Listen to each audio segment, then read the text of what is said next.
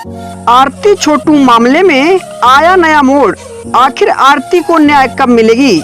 जी हाँ दोस्तों, अगर आप भी जानना चाहते हैं आरती को न्याय कब मिलेगी तो इस वीडियो को एक लाइक करिए और चैनल को सब्सक्राइब करना बिल्कुल ना भूलें। दोस्तों, आरती छोटू की प्रेम कहानी पूरी दुनिया में रुकने का नाम ही नहीं ले रही है। आए दिन इस मामले पर कुछ न कुछ नया अपडेट निकल कर सामने आ ही जाता है। ऐसे में आपको बता दें कि इस मामले के 4 आरोपियों को बिहार पुलिस सलाखों के पीछे भेज दिया है। बाकी आरोपियों को बिहार पुलिस ढूंढने में लगी है, लेकिन लोगों को इंतजार है कि आखिर आरती को न्याय कब मिलेगी। दोस्तों, बिहार पुलिस इस मामले पर काफी मुस्तैदी के साथ काम कर रही है, जिससे आरती को जल्द से जल्द न्याय मिले। दोस्तों, जानकारी कैसे लगी कमेंट बॉक्स में जरूर बताइएगा।